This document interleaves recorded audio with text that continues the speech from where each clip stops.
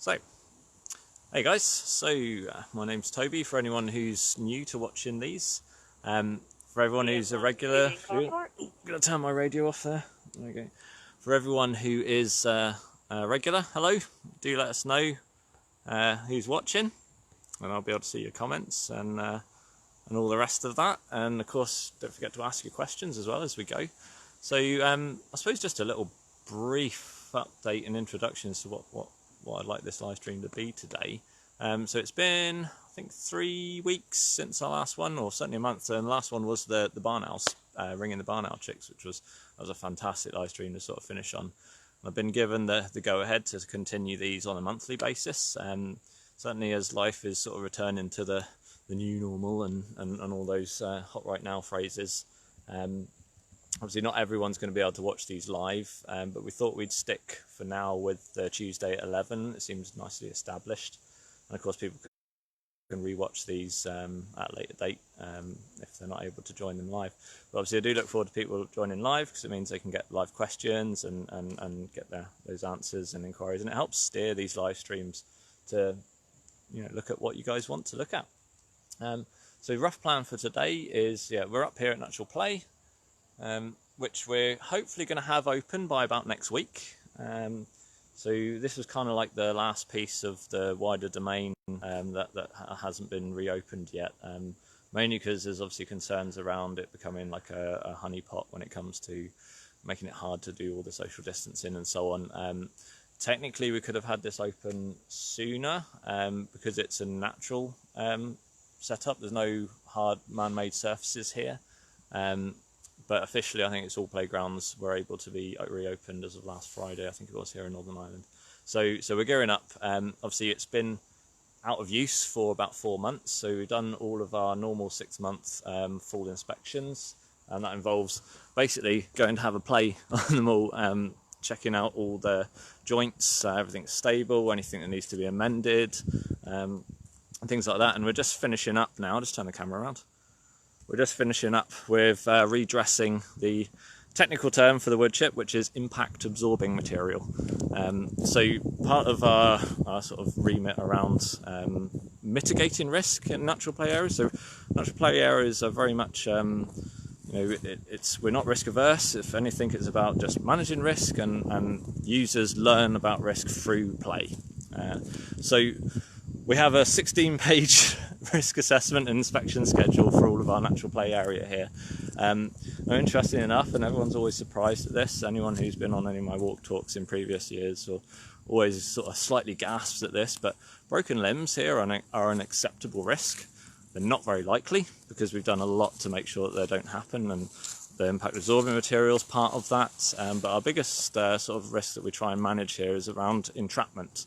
So what I mean by entrapment is making sure anyone who's having a clamber around on it doesn't get sort of caught and sort of hung basically, or where you have limbs that get wedged inside things. So we make sure that everything has been opened out and so on.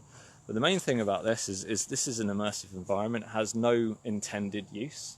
They are anything you want them to be. Floor is lava. It's in this case, it's a sea dragon, and the magic ink pot's based on a book that was, or a series of short stories that was written by Lady Edith on her travels, kind of for her daughters, and it was about the journeys that these two children would go on in the woodlands and the wider woodlands of Mount Stewart, and they would meet creatures along the way, and then it delves into Irish mythology and all sorts of things. So hence the sea dragon, and this is the sea king's throne, and we tried to recreate this as best we could, like some from the artwork in the book, but also using a little bit of artistic license. So we were learning how to plant trees at the time. I don't know if we did that well, but I think they look like kelp. So in this part of the story, they're under the sea in the loch visiting the Sea King, but everything can be anything you want. So it's everything you'd expect from these areas here. So we've got usual, like stepping logs, bridges. We've got some lovely big timber seesaws, big sort of bird's nest of timbers to climb on, high beams, low beams, and all sorts of things. So it's a real adventure area that is built for adults as well. So everyone, when I come up and do the checks, normally before, obviously it was had to be closed because of the lockdown and everything, I'd catch adults up here having a play, and they'd be like, oh no. And I'd say, nope, it's built for adults just as much as for kids, and it's always great seeing families actually come up here and obviously play together in this area, and you know, we have a big den building area in here as well. So it's about augmenting their environment basically. So do let us know, anyone who's obviously been here and played on stuff. I'd love to hear about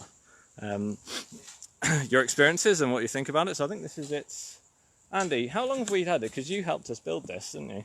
So this is Andy. I think you returned last week. You met him briefly on one of our other pre-records. So you were one of our first long-term volunteers, and we started building this in 2016, I think it was. I'm here 4 years, so just after. Yeah, so this is it. It's either end of its 4th year or start of its 5th year. So it's really bedded in and really naturalised here at the moment. Everything, and of course, the overall lifespan of everything here is, you know, as it decays beyond the sort of safe use, it just returns to deadwood habitat. I mean, it's deadwood habitat right now, and anyone who's a regular watcher will know I love deadwood habitat. So there you go, got that in. It's like Livestream Mount Stewart at the moment, bingo. How many times I mention deadwoods, how many times I say fantastic or something like that. So just seeing everyone joining here, just saying hello to everyone. Hi there, Yvonne. Hi Ricky. Hi Alison. Hi there, Heather. Charlene, hello. Astrid, hello. Lorraine, hey. They're all lots of local people. It's great. We've got a few further afield. Crossgar. Morning, Tim. Morning, Laura. Morning, Martin. Morning, Barbara. Oh, another Martin. Hey, Jenny. Hello. So we've got quite a lot of our regulars there and a few new. So do let us know if this is your first time watching the live streams. It's always interesting to know. And anyone who's actually watching who has never been to Mount Stewart, it'd be interesting to know. Perhaps it might inspire a visit. So we'll just pop down here and meet some of the team. And so these are all our long-term volunteers. I'll just flip the camera around. You're on camera, John. Hey, John. So this is John. You've been with us for 2-3 years. Yeah, there you go. So it'd be interesting to know. So why did you even come to volunteer? What was your motivations for joining? To get out in the fresh air was one of the things, you know, and it's just enjoyable. So it is something that you wouldn't get doing in your ordinary life. So it's just something different. Yeah, it is, and it is. Every day is different, isn't it? Yeah. Sometimes every half day is a bit different. So like I say, we're just redressing some of the areas that we're done. We normally would have done this just before Easter. We do it at least once every year. It's got 4 years worth of the material bedded down now, so we dig and fluff the existing material and then top up where it's needed along here, and so it just sort of sets the area off quite nicely. So just passing by the high beams here, and a lot of people always ask who did the carvings. So it's the one thing I didn't have time to do, unfortunately. It was a chap called Ivan McNally did all the carvings for us, and these are all characters that are, you know, based from the artwork from the Magic Inkpot stories. So it's a unique story that's unique to Mount Stewart, and it's really fantastic to sort of wrap the whole natural play concept up in this theme that's unique to Mount Stewart itself. Yeah, so I'll just seeing a few. Have we got a few questions? Do get those questions in. I'm going to take a stroll down here because with this aiming to be reopened towards possibly the end of this week, but I can't promise that. But it's most likely to be next week. That also means that we'll be able to reopen the New Hill circuit, so with a yellow/orange trail, and we'll just be able to have the full trail network open then. So currently it's about 12 miles of all the trails are open, so this is the mile 13 kind of up here on New Hill. It's been fantastic being able to reopen, and I suppose this is one of the other things I'd sort of chat about really is reflecting reopening here at Mount Stewart after being closed for the better part of 12 weeks, I think it was. We got a bit emotional last time I was talking about reopening. We're so glad to have everyone back, and we know not everyone has been able to get back to Mount Stewart. you know, we've got to be realistic about making sure that we're managing numbers and adhering to all the government guidelines. So we're currently now up to a daily capacity of, I think it's 715 this week. Next week is 770. And out of all the properties just in Northern Ireland alone, we have been fully booked every week. And I mean, that's a testament to how much people love this place. And we love it too, and we want it to be open. We do, but we've got to be realistic about managing everybody's safety as best we can. So we've been gradually increasing that capacity, which is great. But I mean, it's quite interesting that hardly, I think it was by about week 3 or week 4, most other properties in Northern Ireland, they continue to always have space. And I was just looking through the most recent updates for like the whole National Trust properties that are open so far. Currently there are 667,000 slots, and only 55% of those are actually being filled at the moment. So there is space at properties. It might not be the ideal one that you want to go to the most, but there are a lot of our places open, and of course we all have our coast and countryside that's open as well. And all these places, you know, we care for, and you guys as members make that happen, make sure that those places do stay there for everybody, and they are being looked after by the likes of myself and the teams that are here. So there's one other little note on reopening. It's I know a lot of people obviously haven't been able to get to Mount Stewart itself, but we're also getting a lot of people that aren't showing up to their slots, which is a bit disappointing because we know so many people do want to be here. And I was just again looking back through the last few weeks of the sort of the data from our reopening, and it's anything between 100 and 200 people a day aren't showing up for their slots, and they're not always cancelling them either. So you know, there are so many people that want to come here. So if you're not going to be able to make it to your slot, please cancel it on Eventbrite. As long as it's done before 3 PM the day before you visit, it means it shows back up on the system and that someone else can book in to be able to come here. So I think it was sit at 96% of all bookings across the whole National Trust are members. So the whole member priority thing doesn't float. You know, it's members are using these places. We have 5.8 million members, and only currently at max 100,000 slots, and only 55% of them are being used. So there is plenty of space out there for you guys to come and visit our places, and we do really want you back to come and see them, because what are these places without visitors? You know, it's all good and well us doing the work to look after the places, the spaces, the built heritage as well, but you know, if people can't use and experience these places, then what's the point? And I know some people say, well, you need to look after them and you've got to exclude people from some areas. Well, you know, again, unfortunately, money makes the world go round, and your membership makes sure that these places are looked after. So that nicely kind of leads us on to, I suppose, updates on what we're up to, what's been going on since the last update, which would have been, well, you've seen probably some of my Mount Stewart Moment videos. Been working on a little bit of tree clearance. All of our routine tasks are still going ahead as best as possible, but my team in particular, so my assistant ranger is still furloughed, our academy ranger is still furloughed, and interesting enough, we're just about to head into the main sort of reset program for the whole organisation, which is basically damage control to what have been massive financial losses. So the whole organisation of National Trust is basically down by about 200 million, and that's from an operating costs. So basically we're looking at redundancies across the whole charity. My assistant ranger is one of those that is unfortunately at risk, and there's going to be more. Myself included will potentially be at risk. So it is a really difficult time for a lot of our staff, and I know we're not isolated. It's not just us as National Trust. There are a lot of businesses and a lot of people that are going to be in, you know, uncomfortable situations over the coming weeks. So I think it's always worth bearing in mind before sort of the whinges and the complaints come in.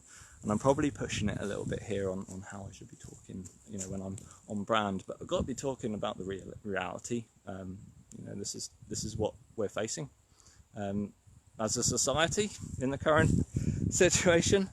But anyway, you're not here to listen about so this is probably a bit of escapism for everybody, so I'll flip the camera around. and we'll have a chat about how the farmland's doing and how the wildlife's doing.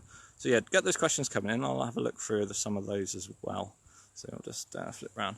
So up here on New Hill, and this is one of my favourite vistas actually. You know, it's the epitome of the designed landscape that we sit here.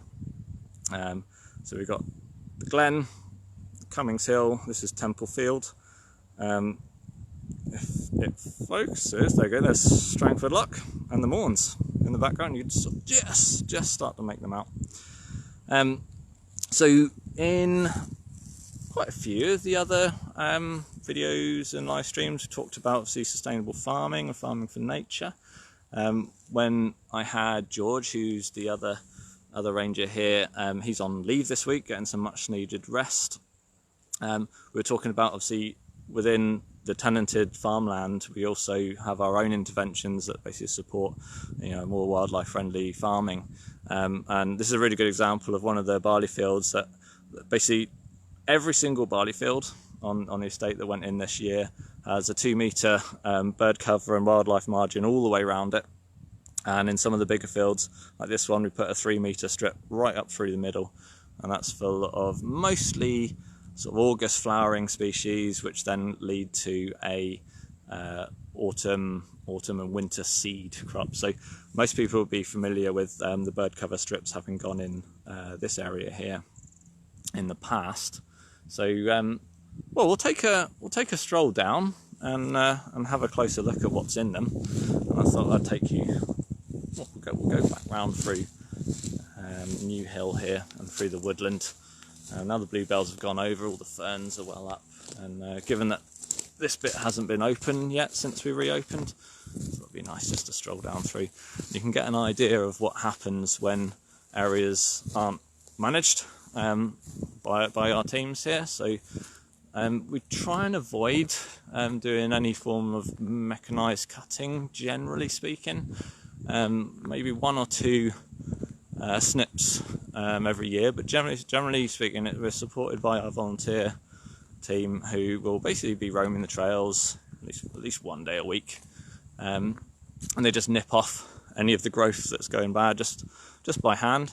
So it means that, you know, we have 1 strimmer on the estate, and actually today is the first time in 2 years we will have used it. Interesting enough, so that's a real get an idea of how often the ranger team and the wider domain actually use mechanised cutting. So you can get out, see the old brambles, they've grown like there's no business tomorrow for the last few weeks. But generally speaking, the usage of the trails keeps the vegetation in check, and of course in the woodland it doesn't grow quite as fast. So Hazel's saying, you've still got your grey squirrel. Oh dear, where's that one to, Hazel? I think you were up in North Down, was it? I think it was. Okay, so we go through here. So, you do get those questions in, guys. You know, I like the questions. It helps steer the conversation. But it's quite overcast today. Everything's feeling a little subdued. Gillian, who I think she's already dashed off to start it, she is doing our weekly UK butterfly monitoring scheme, which is a national data set.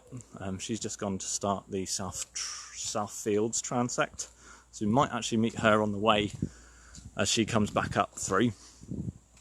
See what's about. But ringlet butterflies and meadow brown butterflies are kind of reaching their peak at the moment. Still seeing second generation speckled woods kicking around.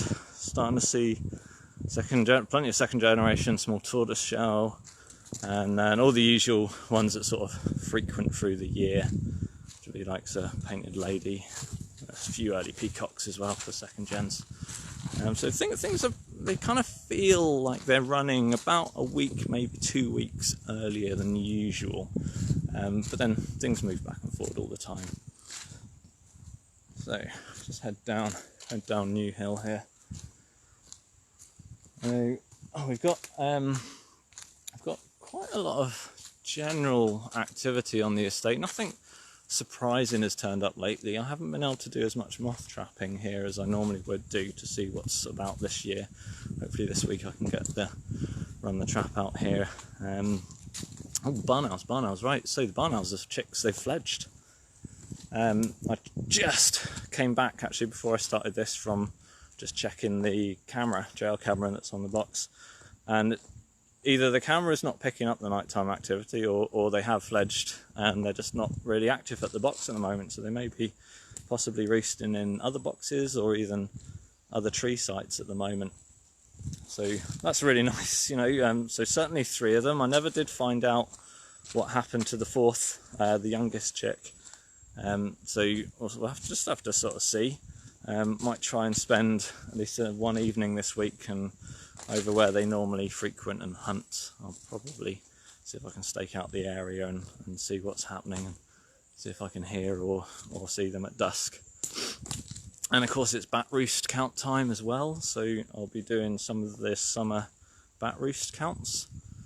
So that involves quite a nice evening of sort of sitting in a chair or sitting on a wall, watching a hole in wherever the bat roosts are, watching them come out and just keeping a total of them. And all that data goes into the national bat monitoring schemes, the roost count schemes. Again, it just helps. It all goes into understanding what's happening with species going up and down. So we have 3 core species here on the estate. So common pipistrelle, Sopranos pipistrelle, the brown long-eared bat, and then we occasionally get visits from Daurbentons, which are the ones that like fishing along. Also fishing, they hunt along rivers, and I come basically visit the lake. And we've also got the likes of Liza's bats occasionally as well. So I know I took you guys on a video a few weeks back to one of the roost checks. No, GDPR, I'll keep you off the camera. So just one of our walkers there. So that was at one of the brown long-eared roosts I think I took you to. So I'll see if I can get another wee little Mount Stewart moment looking at the bats and the bat roosts. I'll pick up a few of your questions here. Alright. So Hazel in Cherry Valley on the edge of Belfast, yeah, that's grey squirrel central, unfortunately. Yeah. Victoria asks, any more red kite sightings? We recently saw one near Mount Stewart. Yes, so earlier on in the year, I saw a juvenile red kite flying across the estate, and it was spotted the next day by one of the gardens team. So this was back in, it was either late February or early March, so it was one of last year's chicks. And it was basically passing from sort of south to north, so it had probably come from the Mourns. It's been working its way up here. Now red kites, they're in pretty low numbers. They're trying to recover, but like most raptors, they are quite heavily persecuted and they suffer from bioaccumulation of poisons. Red kites are similar to buzzards in the sense that they're scavengers, so they'll pick up bits of carrion that are lying around. Of course, you know, if people have been indiscriminately using poisons or heavy use of poisons and things like rats and so on, they kind of crawl out into the daylight and die, and then they get picked up, and those poisons gradually accumulate up the food chain. I think the main example that's usually used for bioaccumulation is in shellfish, where you get heavy metals start to accumulate within shellfish.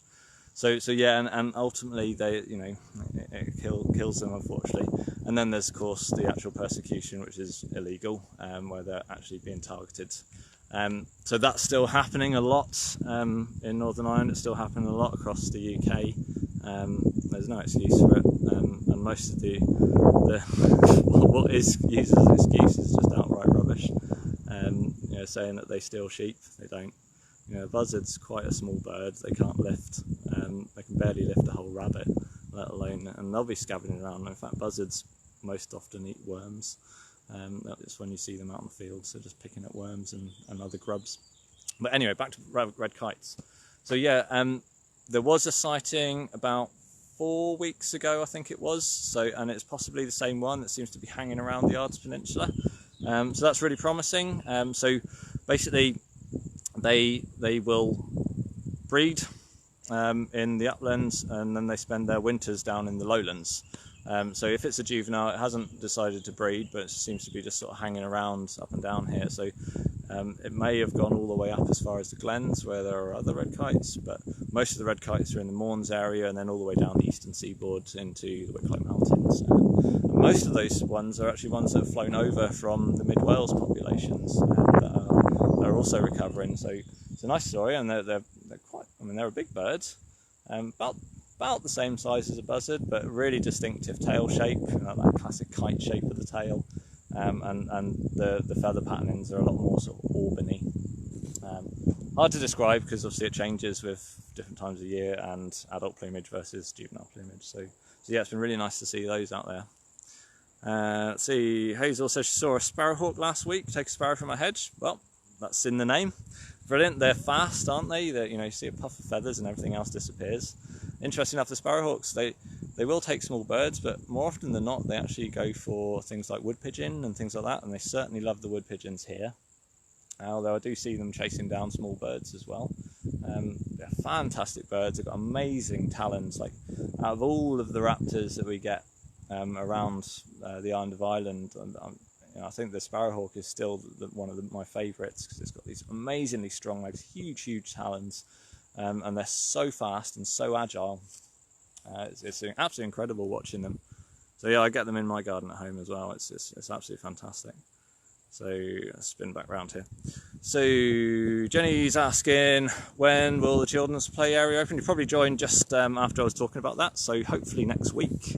We're literally working on it at the moment. The guys are up there now, just doing some of the surfacing, and I'll be back to join them shortly. Audrey asks, when are mobility scooters available off hire? So we haven't had any instruction about these. So one of the challenges with those is because it's a shared item. We've got challenges around capacity, around obviously the clean down before and after and so on. So I know that this is being looked at a whole National Trust level. There hasn't been any real sort of distinct guidance from the HSE. So hopefully soon, because I know that a lot of people avail of those, and of course all our trails are scooter accessible, apart from one little section which of course I just walked down. That's the one bit of all our trails that isn't accessible with the mobility scooters. So Audrey, hopefully soon. Do keep an eye on our property page, because it'll be a property based decision as to whether we have capacity to factor those in. But I would imagine in the next few weeks we'll probably be looking at being able to do that soon. And I mean, this it's a timely question, Audrey. This is our biggest restriction at the moment, is our staffing capacity. So a lot of our teams are still furloughed. We are running on about 40% of our normal staffing team. Actually, it might even be a bit less than that. This is just here at Mount Stewart. And of course, we're obviously quite significantly financially restricted at the moment as well, around what we can even afford to do. So put that into perspective. Something that directly affects my work is we can't even afford some of the supplementary feeds for squirrels at the moment. It's not seen as a priority. So our red squirrel sup feed program, thankfully this time of year we don't feed or supplementary feed as much because it's summer. It's starting to move into quite a plentiful time of year. But I'm quite concerned that our program of support, which is boosting the population, is going to suffer. So everything's on rations at the moment. I can't paint a better picture. Unfortunately, we're not in a great position as an organisation right now, and like I said before, it's quite concerning for everyone involved. So hopefully soon we're going to have some positivity around new bits that are opening or reopening. I suppose it's worth talking about phase 4 of the trails restorations, which were due to be open in Easter. So I've said this before in the others, all projects are on hold, and that's an indefinite hold. There's not a huge amount more for us to actually do to get that trail open. but with everything else that still needs to be done, you know, our routine and our core compliance work, it has to take a back seat at the moment. Otherwise, you know, everything else suffers. So, you know, we've got 13, 14 miles of trails at the moment. We've got quite a lot, and I know loads of people were looking forward to it. I was really looking forward to it because it's my favourite bit of the estate.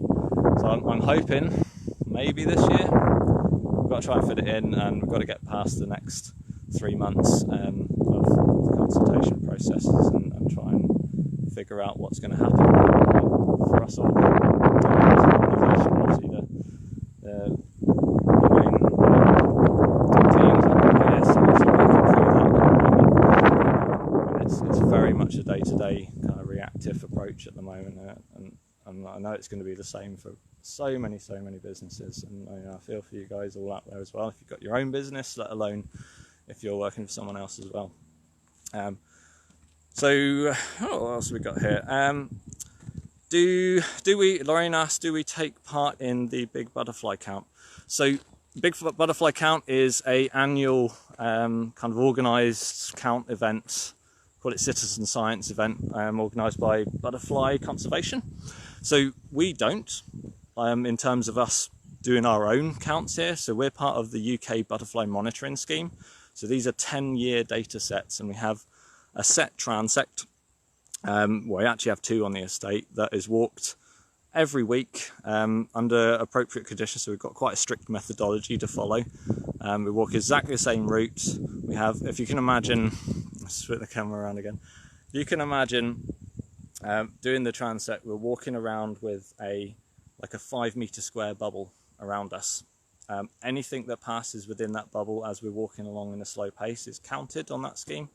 Anything outside of it is disregarded. So it gives a very succinct, consistent data set and this is replicated across all transects across the whole UK Butterfly Monitoring Scheme. So I suppose our involvement in that is on a national level, and it's I suppose a bit more complex to a methodology, but that doesn't discount the Big Butterfly Count is a real good snapshot of sort of citizen science, which takes a huge snapshot across the whole of the UK and Ireland, and gives some really good information. Good morning, just saying hello to some of our other regulars. But yeah, do get involved. I think it's next week actually it starts. It's usually a 2-week period. Check it out. You know, Butterfly Conservation, they're another environmental NGO just like us, obviously with a focus on butterflies, and you know, actually really the main focus is moths. You know, moths are awesome, and butterflies are just moths, just slightly different. So yeah, get involved, check them out, butterflyconservation.org. That'll have all the details on there of the Big Butterfly Count.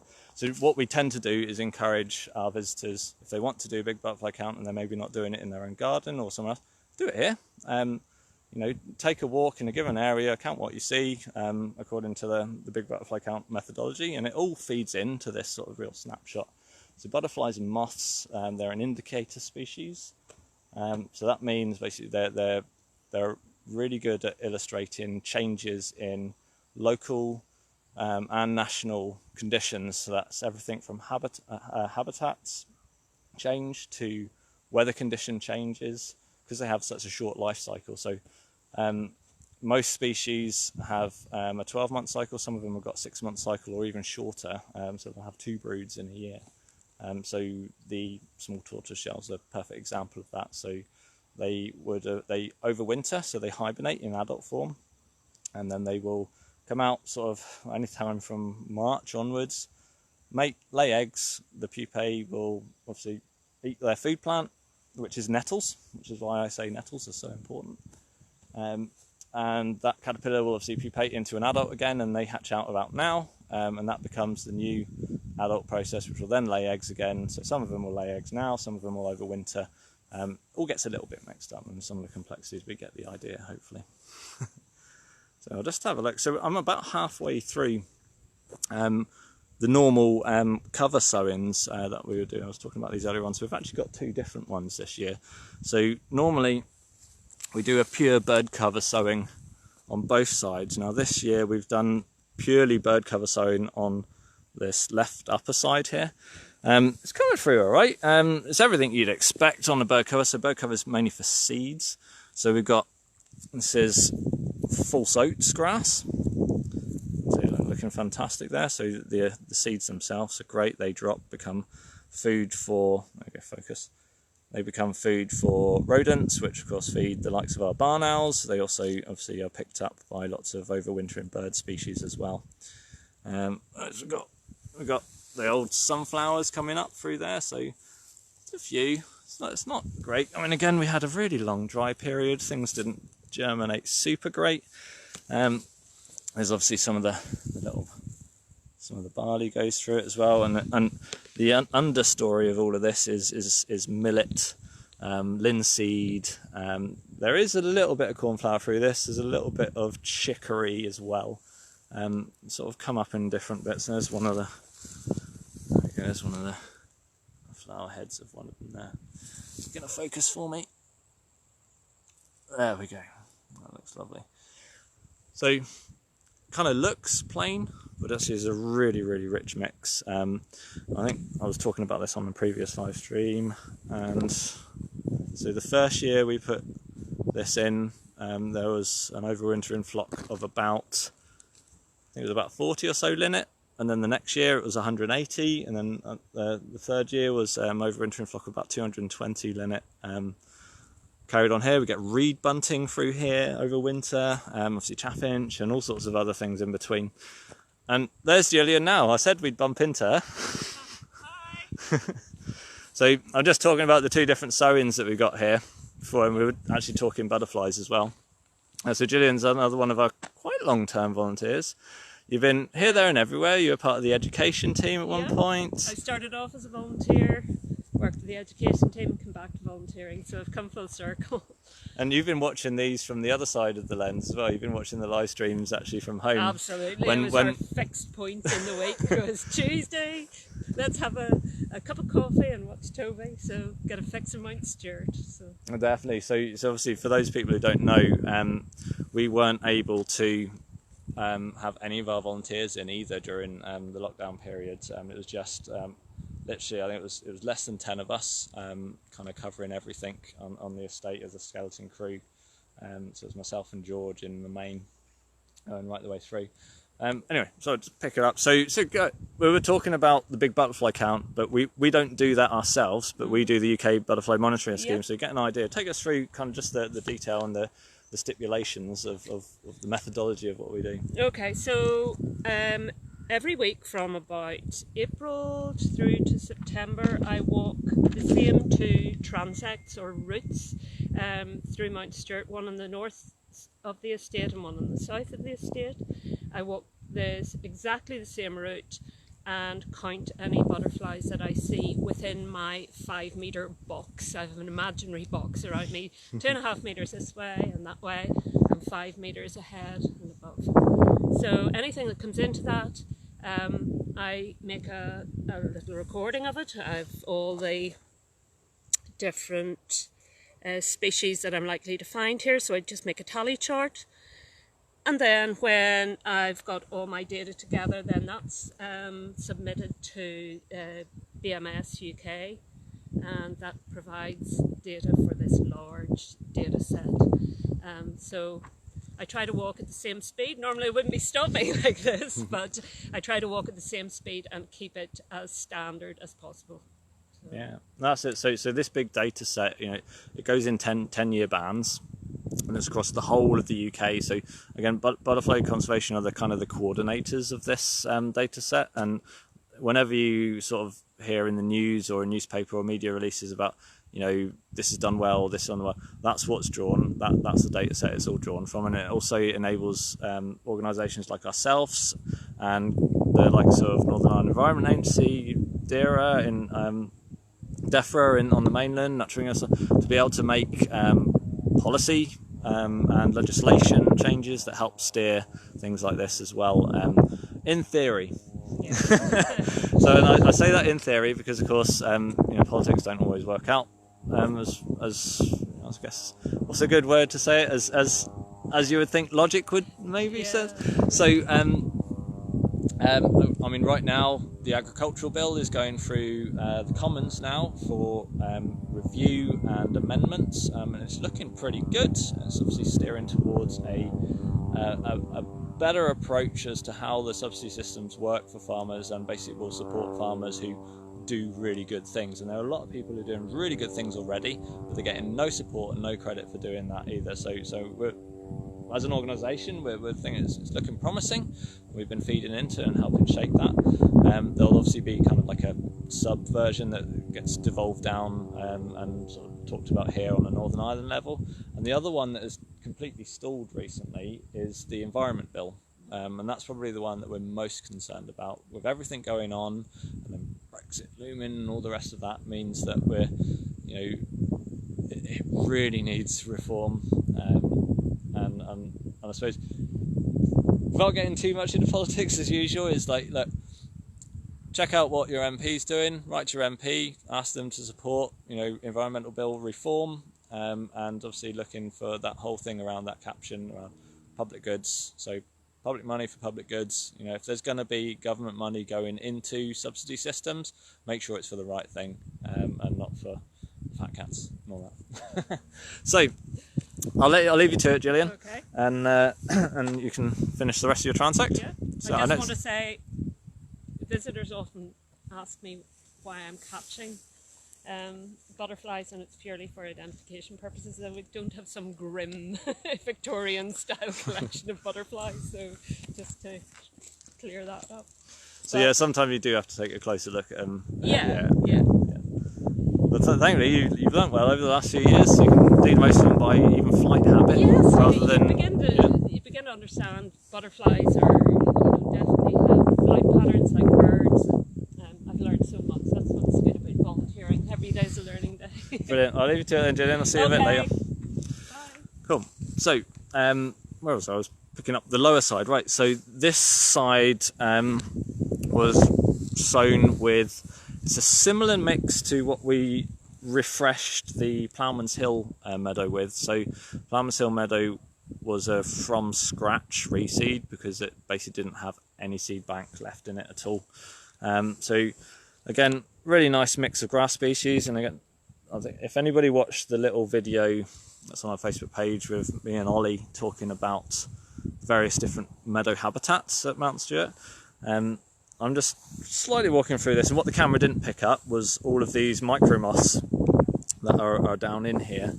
I'll see if I can find one, because they're so fast and they're so quick. I'll walk through and just see if I can disturb something. So we've got all this knapweed just coming into flower now. A lot of people think these are thistles, they're not.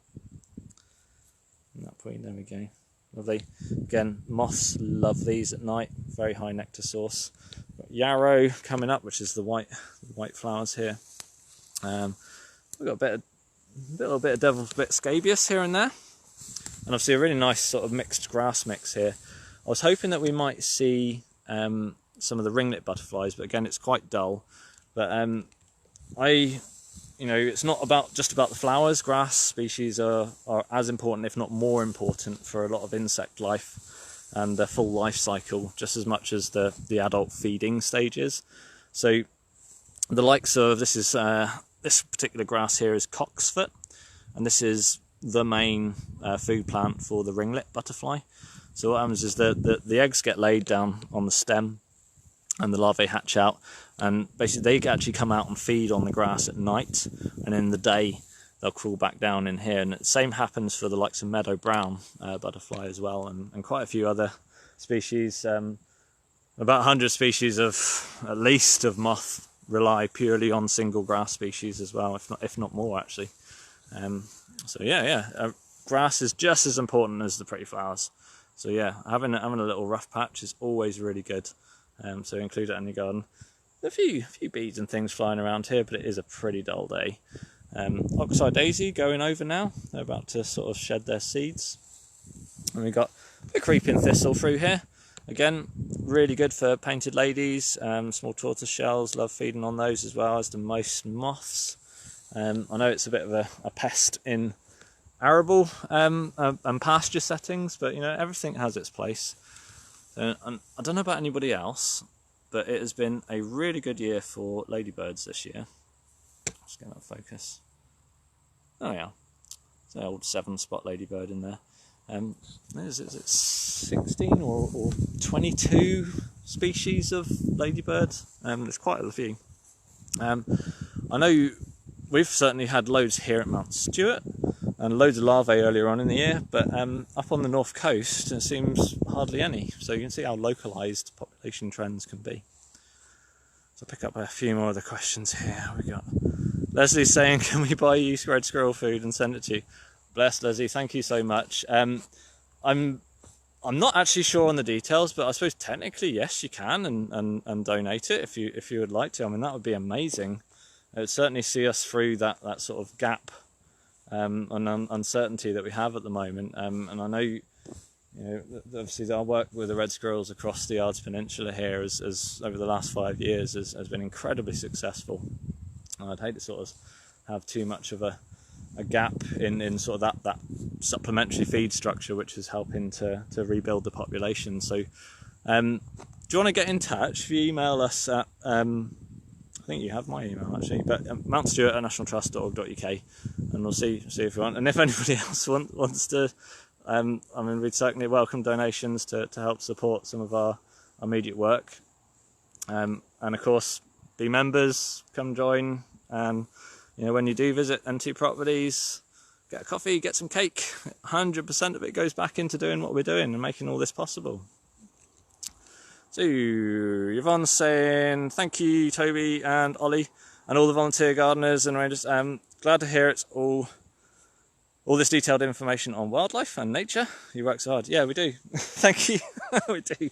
I think it's worth saying that we are so lucky to have really passionate people who work for the National Trust. I jokingly said this before, we don't do it for the wage because it's not much.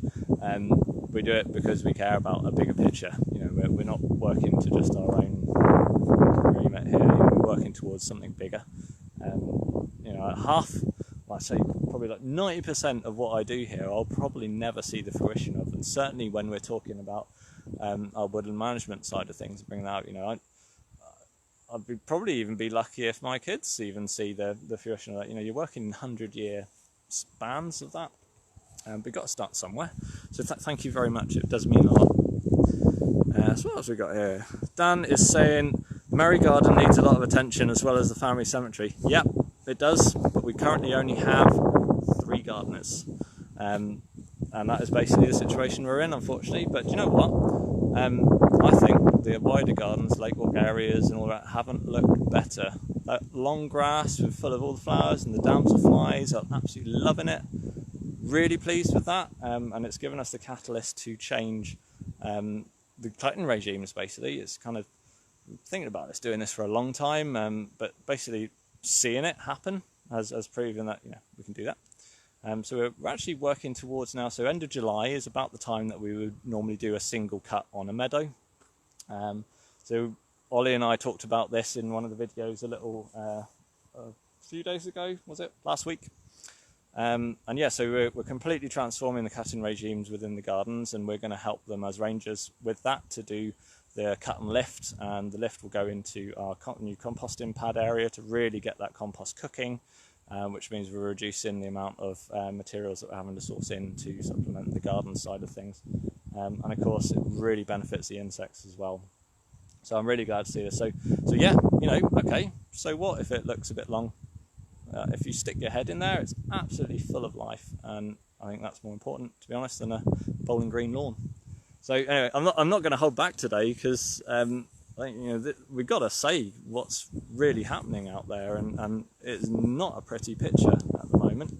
And from a just a local position to a global position, habitats are not happy. They're not in a good position. We need to do everything we possibly can to try and restore and rebuild and benefit that bottom end of the food chain. So if the bottom end of the food chain goes, everything else above it, including us, go as well. Got a right old soapbox for me today. So I'll just pick up a few more questions here. We've got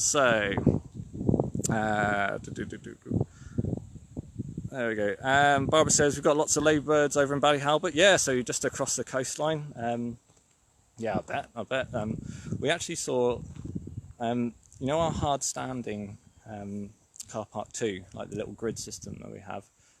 When I was preparing that before we reopened, basically for every other square that was on that, there was a ladybird larvae, and they were eating all of the little grass mites that were growing and hiding away in the little hollows in there. So if you think how many squares are in that car park, and so half the number of squares, I mean, it's something mad, like there's going to be like 5,000 or something like that. Really interesting seeing that as well, because of course ladybirds are predators. They're your gardener's friend. They eat greenfly, they eat mites, all those sorts of things, as larval form and as adults. So yeah, if you've got ladybirds, you're going to have a great garden. Let's pick up some more questions. What else have we got here? Red squirrel mix, any special mix? So our supplementary feed program primarily focuses on the lean times of the year, and what we do is roughly 50% of the mix will be whole maize. It's really important that it's whole. 20% whole sunflower, so while they're in their shells. 20% peanuts, which we up and down a little bit, because you mustn't get too many peanuts. They end up getting a calcium deficiency and weak jaws. And then topped up with cob nuts or hazelnuts in their shell. So I feel really uncomfortable, but if people do want to donate sacks of squirrel food, that'd be amazing. Do contact us on the email first, because I mean it's fantastic. Just coordinate some of that so we don't end up with like loads of one thing and nothing of another, if that makes sense. But thank you so much for your support, guys. I mean it's really nice to hear that you guys are wanting to support even just that one element of what's at risk at the moment.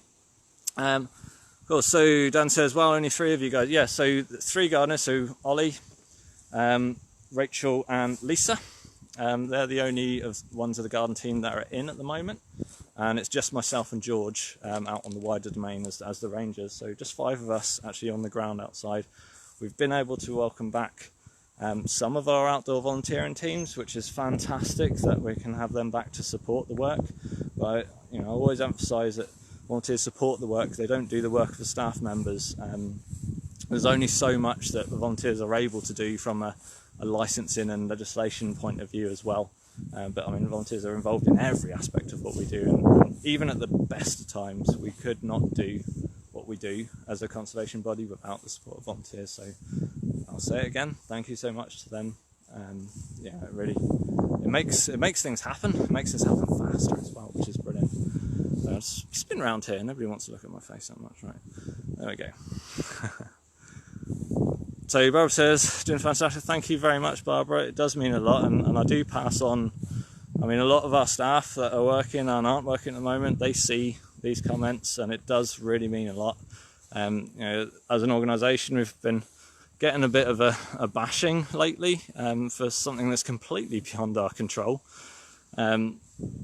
So it's really nice to hear these positive reports, and obviously seeing people back here has been fantastic. It's great, the smiles on people's faces, and everyone's going to be able to be back at some point soon.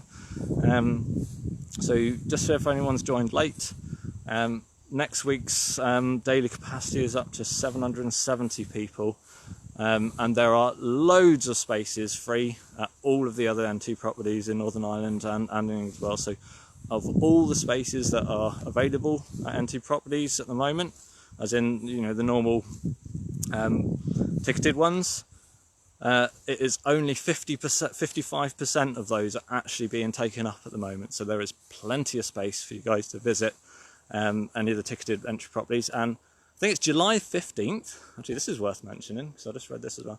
July 15th, the Argery House is one of the first trial houses that is going to be reopening. So this is one of the biggest challenges we have. How do we maintain the distancing and safety for everyone involved in an enclosed indoor space? We've obviously got instruction from government when it comes to pubs and restaurants and things like that. Obviously different here in Northern Ireland, but for us in not only in a space which at the best of times is we have to manage humidity, the amount of people, things obviously touching things, oils on hands, which damage a lot of the collections. So we've got a lot of things to work through as an organisation, but the Argery will be open from the 15th, the Argery House, that is. The property itself and the wider domain and gardens are already open, and they always have space every week. So go visit some, perhaps you've never visited them before, or perhaps you just haven't been there for. The Argery is actually a really nice property. I quite like it. And you know, this is me saying it here at Mount Stewart, which is obviously the best.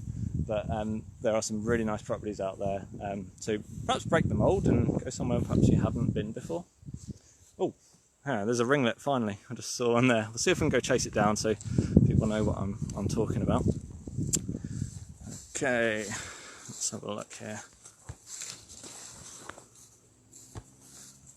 I saw it just through here.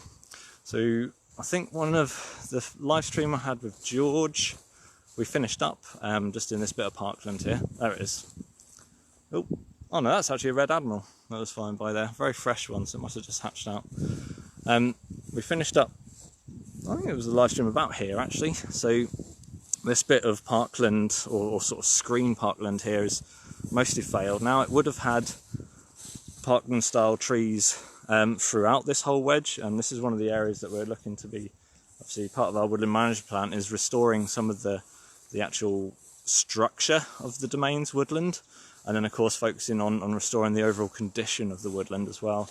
So before all this happened, back in February, end of February, I finished writing the woodland management plan, which basically covers 2020 to 2050.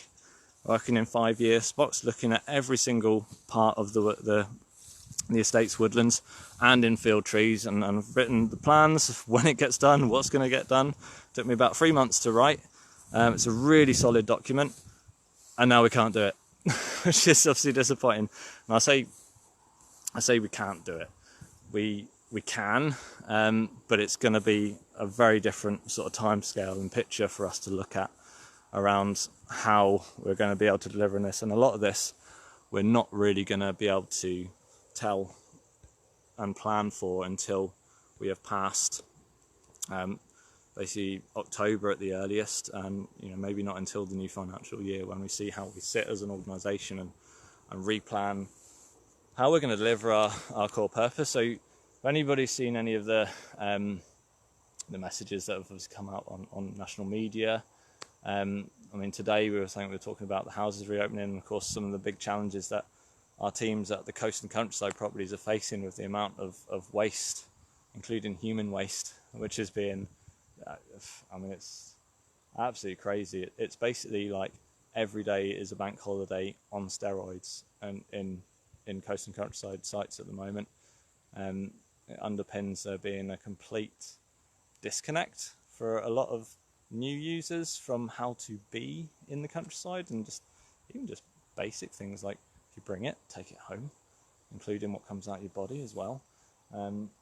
So I've had a pretty sheltered time here within the domain, but even the teams that cover around the lock here it's endless rubbish being left behind everywhere, damage being done to things, and I'm not going to point fingers. I think it's a collective societal issue here, as opposed to any particular age group or anything like that. Because to be honest, over the years, it's always happened, but it's just on another level at the moment. And I see people of all ages doing it. So it's not just young people, it's old people too. So anyway, so I'll probably wind up actually here in a minute. I'll just pick up some of the other questions. Flip around here because you don't need to see my face. There we go. Let's look across the temple field here. Just a little anecdote here. This is where, just over here was where the runway was. There used to be an aerodrome here where the Stewart family had a plane. And just about here, I think it is. We haven't 100% of it, so we're doing lots of aerial surveys and dig surveys at the moment to try and find. There's actually a Neolithic burial tomb, or the remains of here. I think it's about here, if I remember right from the mapping. And this is one of the other work streams that's still going on in the background around trying to obviously uncover the history pre-domain of the area. So, let's pick up. Dan asks, will volunteers be allowed to work with you again soon? So, yeah, we've already been welcoming back some of our volunteers, Dan. Here at Mount Stewart in particular, we have about 400, I think it is, or so, kind of volunteers who are on our books, and that's everything from full-time immersive volunteering, so actually residential stints that work usually with myself or the Strangford team. That's obviously on hold at the moment because we can't do the whole residential bit. But a lot of our one-dayers supporting the gardens and the ranger team are back. So my full team is back, almost all of them. So a fair chunk of the gardens volunteers. So things like in-house and other supporting streams from a lot of the other volunteers, they're not back because, of course, there's still conflicts around the managing safety distancing and our work streams, which are, for the better part, on hold at the moment. So yeah, I think it's about 50 out of those 400 or so people that support us here just at Mount Stewart alone are back. Obviously, we really miss them. From a whole, I think there's a social factor there too. A lot of volunteers join us here for the social interaction just as much as it is to do something perhaps different or contribute to this, this bigger picture that we're working towards. So yeah, we're hoping that as time progresses, that we can welcome more and more of our volunteers back safely and all that. So. What's it, Lorraine says, doing a great job, thank you very much, Lorraine. Limited numbers and resources, yeah, that's the big one. It might be an idea to put up a list of feed items, especially that people will be able to have to donate. Okay, I'll have a chat with the powers that be, and I'll see if I can do that. But yeah, I mean that'd be really welcome. So we'll see if we can do that. Heather says people will need to be educated in the ethics of leave no trace. Yeah, hey, so it's been the better part of 30-40 years since there was any form of kind of national campaigns and we'll call it advertising about the countryside code.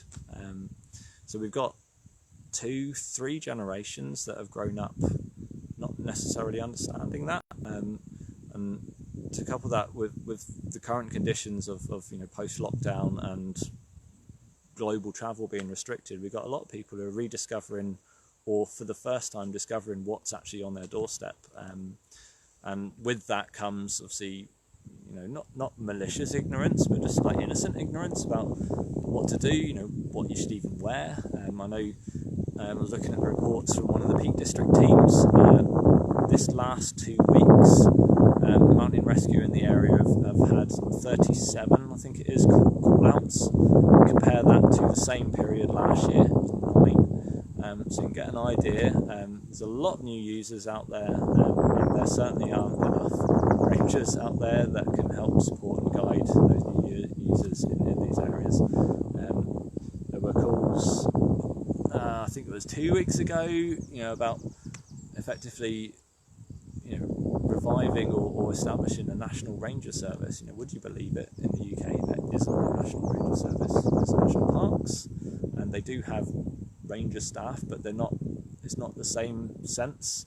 There's obviously the likes of ourselves and other NGOs that have ranger staff that do obviously what we do on our own land, but there's no core national ranger service out there that establishes a consistent approach to welcoming and helping people visit in the outdoors. So something to look into maybe. I don't think we need to go around wearing peak caps like the national and state ranger services do in the States or anything, but people are more and more waking up to the importance of the outdoor space and see the physical and mental benefits from having that space. So I suppose my biggest concerns about all of that and leave no trace and things like that is that we're missing something key at some point in people's life to really help them to sort of connect. There's actually OCR, the education body, currently have a consultation open for introducing a GCSE in natural history, which I'm quite excited about because I think that this might plug the gap between primary education and tertiary education. that just helps see people through and connect people with the world around them. And I mean, like, not just globally, but actually the local world around them. Now, whether they go into the career or not is by the by, but you know, if you think if that knowledge can help underpin in every role, if they go into law and they have a, you know, even just a fundamental understanding about natural history, think how much that could shape the likes of legislation and campaigning and things like that. And same goes for politics, same goes for business. You know, if people have a fundamental understanding of natural history and they start their own business or work their way up through other businesses, and that's in the back of their mind, think what they could achieve. Yeah. So I think I'll leave you guys there. I've chatted enough. Any other questions that I might have missed, I'll, as usual, jump on the comments and see what is there. And I'll look forward to seeing you guys. It's roughly every 4 weeks we're going to do the live streams, and of course myself and Ollie and some of the other teams will continue to bring you content kind of direct from us through the eyes of us working. So I think every Tuesday has been sort of marked for me, and I will sometimes do a Friday and a Saturday. I think it is. Ollie has Wednesdays, and I think Tuesday is the house. Thursday is the house with Thursday Treasure. Doesn't rhyme quite as much as Tuesday Treasure, but they gave me Tuesday. So I think every Monday we're going to share pictures that have been sent to us from you, our visitors. And anything else that pops up along the way. So again, as usual, really enjoy these. I'm glad to be able to continue doing them and bring you with me and look at bits of the estate, bits of our work through the eyes of the people who are actually doing it, and just be a little chat with you guys, which is great. So thank you everybody who's been watching, and I'll see you next time.